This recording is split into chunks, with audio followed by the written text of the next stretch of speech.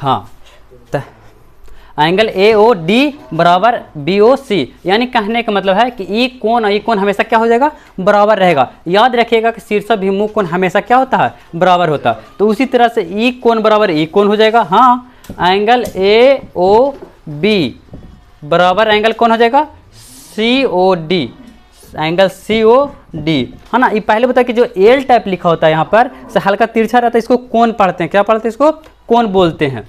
यहाँ तक कोई दिक्कत नहीं होना चाहिए।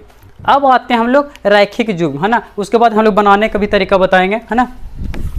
रैखिक युग्म में नाम सुनेंगे जिसका इंग्लिश में क्या बोलते हैं, अब इसको तो अपोजिट वर्टेक्स बोलते हैं ना। एक होता है रैखिक युग्म, है ना, रैखिक युग्म, है ना, लीनियर पेयर जिसको बोला जाता है इंग्लिश में। अब यहाँ पर आइए, कहता है, अब ऐसे मान लीजिए कि एक सीधा लाइन हो, है ना, और एक सीधा लाइन हो, ओकरा पर जितना भी कोण बन जाए,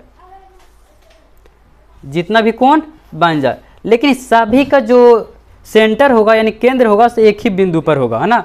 और इस सब के बीच जो कोण होगा सभी को जोड़ेंगे तो कितना होना चाहिए, 180 डिग्री, है ना। तो ज़्यादातर आपको दो ही कोण देता है, लेकिन हाँ रैखिक युग्म में चारों पांच भी कोण बन सकता है। लेकिन याद रखना है कि एक तल पर एक ही बिंदु होना, एक ही बिंदु पर सब आके आपस में क्या करे, मिले। जैसे में ज़्यादातर देता है कि एक सीधा लाइन है, सीधा रेखा है ना, उसके बाद ऐसे करके सीधे बना देता है। ये आपको क्या हो गया, रैखिक युग्म हो गया, है ना।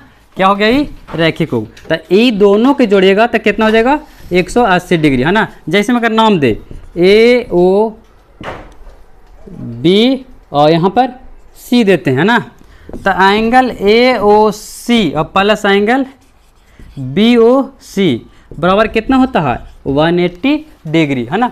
ये पूछेगा क्यों, तो बोल देना है लीनियर पेयर से। अगला बार जो भी हम लोग पढ़ाएंगे से लीनियर पेयर को प्रूव करके बताएंगे कि दोनों कोण के जोड़ने पर 180 डिग्री कैसे होता है ना। ये आपको क्लास 9 का था। ऐसे जैसे में सपोज दैट अगर हम इसको कितना दे दें, आप यहाँ पर 120 डिग्री दे दिए तो ये कितना डिग्री हो जाएगा। तो हाँ, तो हम लोग तो जानते हुए करते हैं कि ए ओ सी प्लस बी ओ सी ये किसका क्या है, लीनियर पेयर है, यानी रैखिक युग्म है। और रैखिक युग्म में क्या होता है, 180 डिग्री होता है ना। तो इसका कितना हो गया, 120 डिग्री और प्लस इसको पता नहीं, मान लेते 1 डिग्री, तो x इक्वल टू कितना हो जाएगा, 180 डिग्री। तो x बराबर कितना हो जाएगा, 180 और माइनस 120, तो कितना डिग्री हो जाएगा, 60 डिग्री, है ना। यहाँ तक कोई दिक्कत नहीं होना चाहिए ना। तो फिर मिलते हैं